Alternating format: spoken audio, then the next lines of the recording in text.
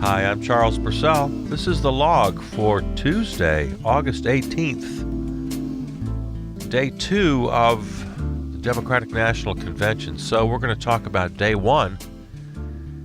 It's our DNC for Lefties, with a special focus here this week on the lefties. I want to talk to you lefties, talk you down off the cliff, help you get through this really weird time. Yeah, Bernie spoke last night, and we all just... I know we were all thinking the same thing. 2 cycles in a row. 2016, 2020. Completely screwed by the Democrats. The establishment just conspired to take this thing away from him. And you'll never convince me otherwise, because now we'll never have a way of knowing if I'm right or not. But I'm just convinced he would have won in a landslide in 2016. Because all of those voters who just wanted to blow things up knew that the status quo was not working and hasn't been working for years. But they were too dumb to realize that the Orange Menace was going to be an existential threat. They just didn't know. So they're dopes. But they did know that the status quo was wrong. Now, if they'd been given the choice between Bernie and the Orange Menace, I believe they would have chosen Bernie. We would have had a whole bunch of those voters. Plus, the base, the Democratic base, would have been fired up. Young people would have been fired up. Oh, okay, well, all right, we won't get into that. That's not what we're here for today. So last night we had Bernie. Tonight we'll have AOC. See how that goes. So, we're going to do a little wrap-up of last night, a little review, tell you how it went, if you didn't see all of it, and then take a look at what's ahead of us for tonight. All right, day 1 of the Democratic National Convention. What are my thoughts? All right, let's see here. You know what? No Hollywood stars, which made me really happy. No Barbra Streisand or George Clooney or Tom Hanks. That's a very, very bad idea. Please stick with that. Please stick with that. Now, of course, the one exception was Eva Longoria. But, that's fine because it's a television presentation. We have to have somebody. She wasn't there because she's a star. She was there because this is what she does. And plus, she's kind of earned her chops as an activist.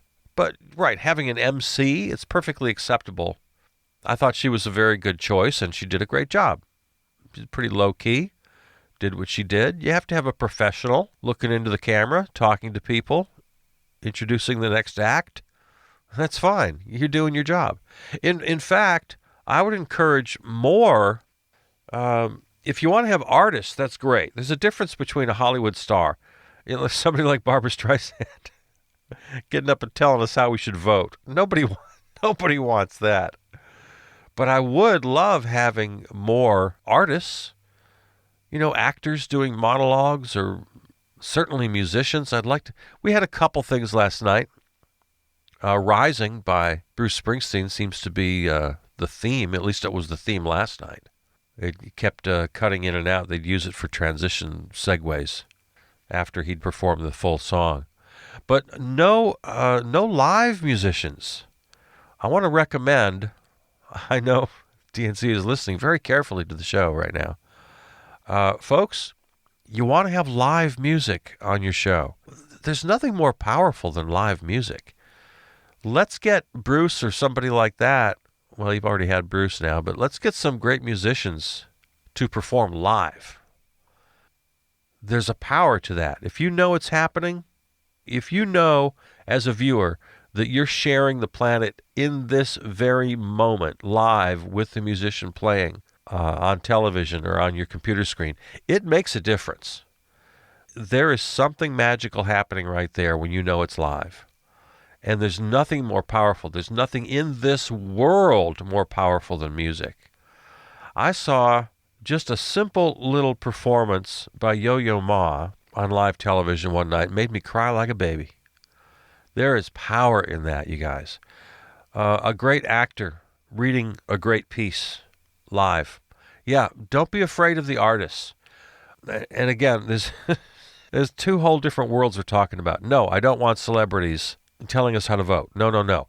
But I would like to see, really like to see artists live doing their thing as part of these 4 nights. You got 3 nights to go. God, I can't wait. I can't wait for tonight because I really want to see if you stick with the same format, if you surprise us. I'm actually kind of excited about it. All right, let's run this thing down. Eva Longoria, good choice. Good choice for host. Let's see what happens tonight. It's kind of exciting because they're not making big announcements, which is really smart. I don't know who's in charge of this, but they're kind of genius. We don't know what's going on. I have no idea. Unless I missed something, you tell me. I have no idea who's going to host tonight. I don't know what it's going to look like. If it's going to look just like last night or it's going to be different. So far, kind of genius on all those fronts.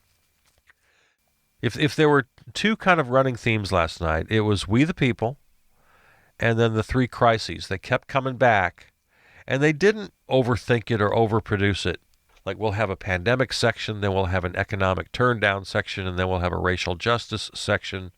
It all flowed together pretty nicely, and the interaction of those 3 crises, and of course, the tragedy of Trump and the hope of Joe, interconnected and weaved in and out with each other all night long. I can't tell you how impressed I am. I don't know what the category is, but whoever's in charge has to win a whole bunch of Emmy Awards. Every Emmy Award for 2020 goes to whoever put together last night. It was amazing. Now, don't get me wrong. I'm not saying the message was perfect, especially for us lefties. No, there's a lot of troubles there. But I'm saying as a presentation, they nailed it. They absolutely nailed it. Okay, let's see.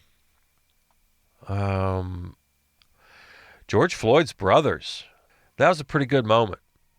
And there were some headlines I saw today that DNC fully embraces Black Lives Matter. I wouldn't go that far, but they were not shy about Black Lives Matter. Fully embrace, a full embrace would have been if they were a little more committed to what they were going to do about it. Yeah, they didn't do that at all. In fact, at one point, Joe actually says, he doesn't use the phrase bad apples, but he may as well have. He said, most cops are good. We just got to find the bad ones and root them out. So that was very inadequate. There was really no commitment at all, not even a signal that the Democrats understood. Again, we had real people. We had lots of voices. So the words structural and systemic actually did come out of people's mouths, but not out of Joe's mouth, not out of Michelle's mouth. No, the big guns didn't go that far. They let the regular people say those things, but they didn't say them. These are still Democrats, you guys. These are still centrists. These are still corporatists. These are still capitalists. These are still institutionalists, establishmentarians. That didn't go away. That didn't go away, my fellow lefties. Nope, nope. What else happened last night? Okay. Yeah, Joe did make a couple of appearances, not live, of course, but on tape. One where he acted as moderator talking to a panel that included a couple people, including Eric Gardner's mother, which was really kind of interesting. Yeah, that's where he said the most cops are good thing. That was pretty weird. But yeah, Lori Lightfoot, mayor of Chicago, the president of NAACP, a couple of others on that little panel. And Eric Gardner's mom actually did use, she's one of the examples. She used the word structural. She used the word systemic. When Joe asked her what we should be doing, she was very blunt about the fact that laws have to change on every level, state, local, feds, law with teeth. So Eric Gardner's mom was pretty impressive. So, okay, good for the Dems for allowing that, for giving that voice a platform. But the candidate himself falls back on most cops are good. That was probably the most disappointing moment of the night. Let's see, another video about Joe's character. Yeah, that's when I started feeling a little uncomfortable. Yeah, Joe. I don't care. I want to know more about the team. I'm really much more interested in them selling the team, the whole team, the Democrats. Here's our deep, long bench. And here are our ideas. Not only that, but even toss in some policy occasionally. Zero policy last night. Absolutely zero policy. And a lot of the pundits are not faulting them at all for that. Of course, the Republicans will. But no, you know what? They're all saying, and I guess I'm not going to argue so much, it doesn't have to be about policy every minute of every night. But, toss in some policy. It's like the croutons on the salad. It's kind of nice, actually. I like an occasional crouton. Give me a nice, crunchy policy every once in a while. While you're going through all your platitudes and your soaring rhetoric, just toss in, for example, we're going to absolutely eliminate qualified immunity for cops. Boom. Woo, oh, nice, okay. That would give us a little, that's not just a crouton, that's a spicy crouton right there on your plate.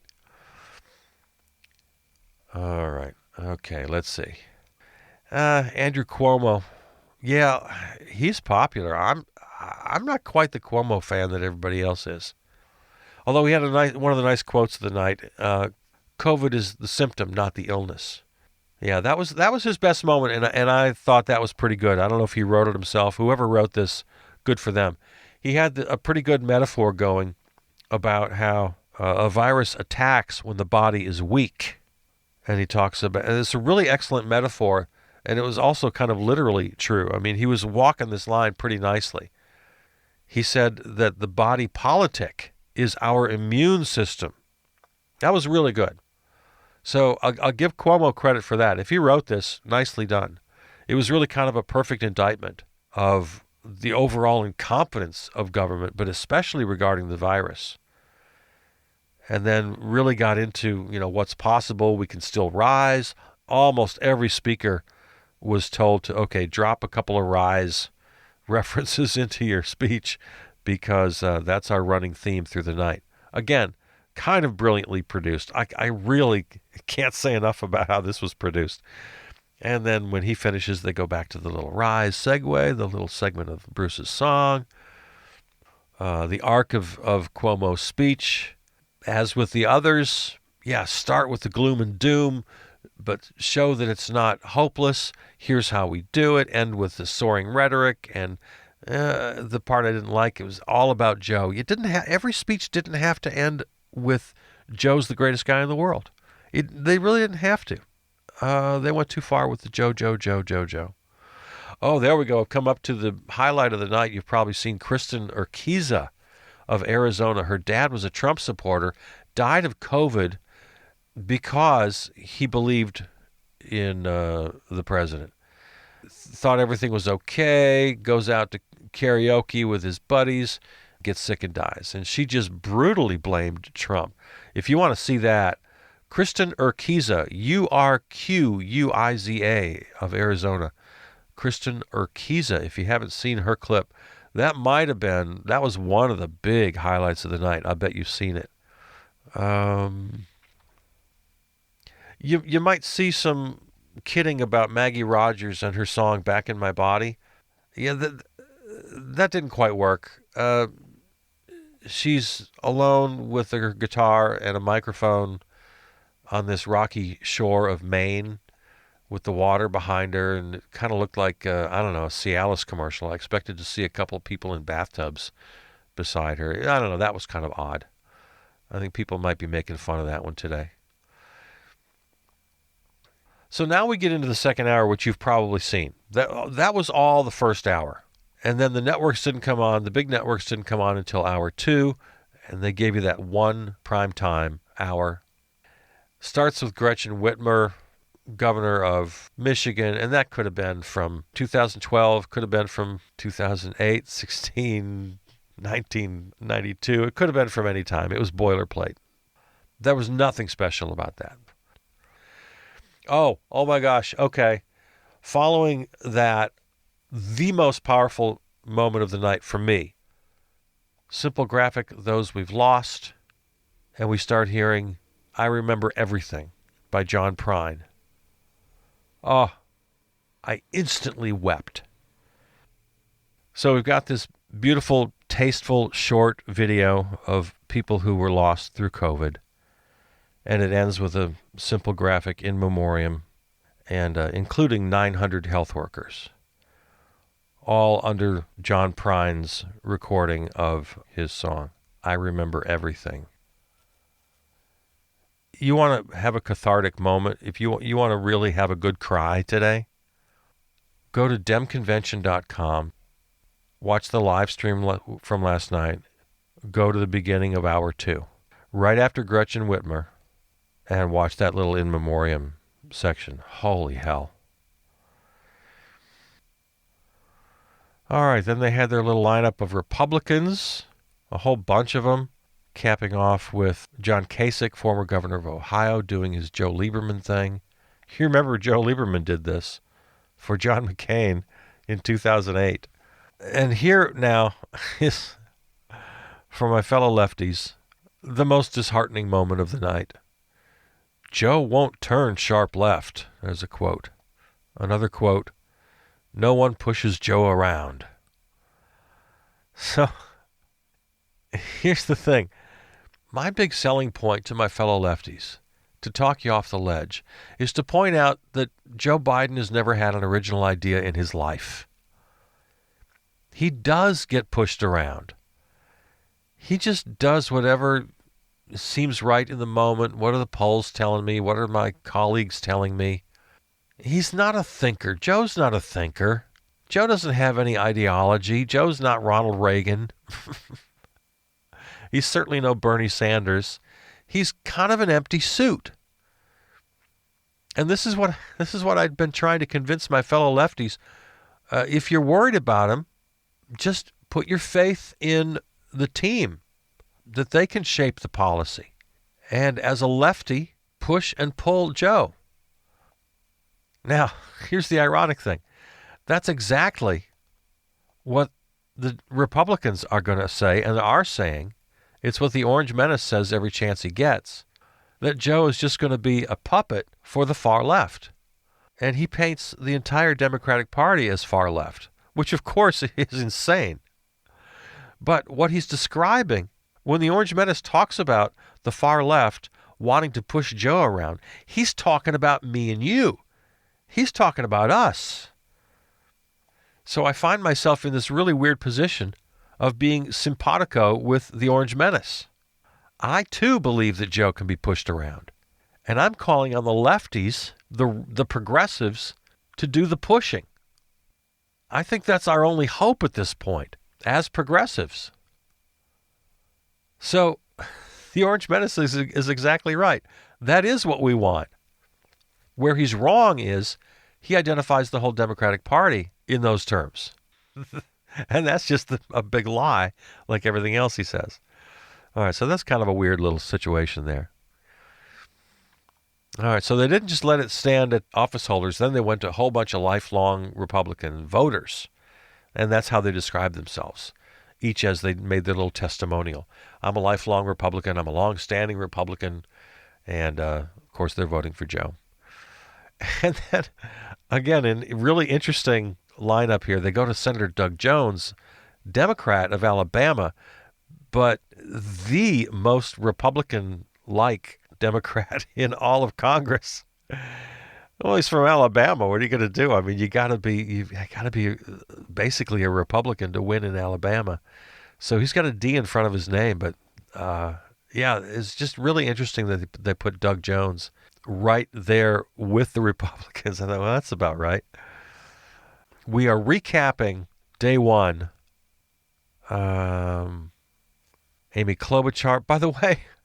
Okay, along with, I'd love to see some performing artists, musicians, actors doing their thing, giving us a little real artistic pathos and emotion to this. Along with that, maybe try a little humor. I tell you that because I'm reminded now, because I'm looking at my notes. Senator Amy Klobuchar, who is like your aunt at the Minnesota picnic who tries to make jokes. She brings the hot dish, right? And she always brings a really nice hot dish. But Amy Klobuchar was the only person the entire night, and I'm telling you, there is not one single exception to this. She was the only one the entire night who attempted to make a joke. And it was barely a joke. Regarding the whole post office thing, some quip about how the Orange Menace is going to have to fill out a change of address card in January. And her little Amy Klobuchar smirk. Other than her little attempt at a joke, her presentation was just, like Amy, 100% uninspiring. And then they had this really weird little video with all the other primary candidates. So there was Amy and Beto O'Rourke and Tom Steyer, Jay Inslee, people like this, all about how much they love Joe. So they got all the primary candidates together. Well, actually, not all of them were there. Pete Buttigieg, no. Bernie, no. Elizabeth Warren, no. Mike Bloomberg, no. What's her name? Marianne Williamson. They decided, funny thing, the Democrats decided they didn't want Marianne Williamson appearing at their convention. But Andrew Yang was there on the little video. So that was weird. That was a little odd. Yeah, and then as we get into the second hour here, the primetime hour, way too much about Joe. Way too much. I got to say, there was a very nice video talking to the guys on Amtrak who got to know Joe over the years and talking about the dignity of work. That was good. That was good. So there was your night. And then we close with the big two speeches of the night. Bernie, I'm telling you, go find Bernie's speech and watch it. He did what we expected him to do, and in complete Bernie fashion, he's the straight-talkingest guy you'll ever hear in your life. He talked directly to his supporters, told him why they got to vote for Joe, took full credit, as he should, for all the progress that he and the movement have made.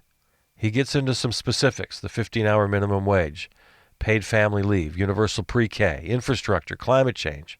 But all the progress we have made will be in jeopardy if we let the Orange Menace have another term.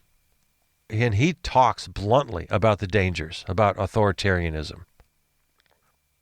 Yep, you're going to have a bittersweet moment, my lefty friends, watching Bernie's speech from last night. He stands alone. He stands alone among the Democrats. Well, because he's not a Democrat. That's the beautiful thing. Talked specifically about ending private prisons, cash bail, the school-to-prison pipeline. The future of our democracy is at stake. Yep. For my money, the speech of the night. And I'll close the way I started. He would have won in 2016. I know it. I know it in my heart. He would have trounced the Orange Menace, and he'd be running for re-election right now. And this year, too, if the Democratic establishment hadn't conspired against him, I mean, that North Carolina debacle with the Jim Clyburn endorsement and Amy and Pete and everybody dropping out and endorsing Joe, it was just a coordinated attack. Bernie had this thing in his pocket, and the Democratic establishment picked his pocket and took it away. They stole it from Bernie. He's a better guy than I am. I don't know if I could do what he's doing. But he understands how dangerous the Orange Menace is. He understands. So he's being a mensch. We love you, Bernie. We love you, Bernie. I'll let other people talk about Michelle. You guys like Michelle a lot more than I do. She's fine. She's fine. Yes, she's an accomplished person. She's smart. I got nothing bad to say about her. But you guys go gaga over her. And her delivery, I coached forensics in high school. She's like a really good high school forensics competitor. She's not the greatest orator in the world, She's got the dumb little thing where she kind of puts that little catch in her voice or a little bit of a laugh. I don't know why you guys are so gaga over Michelle Obama. She's fine. I've got nothing bad to say about her. She's fine. But you guys are projecting something onto her that's not there. God bless Michelle Obama. But I don't know where you're getting this adoration. Anyway, there you go. What's going on tonight? Let's see. Oh, just a reminder, all day starting at noon, all these caucus meetings. Rural Caucus, Seniors, LGBTQ, Muslim Delegates, Disability Council, Jewish American Community Meeting, Youth Council, Native American Caucus, Council on the Environmental and Climate Crisis, Veterans and Military Families, all day long. These are great. All day long they've got these meetings. And I really recommend that you check them out.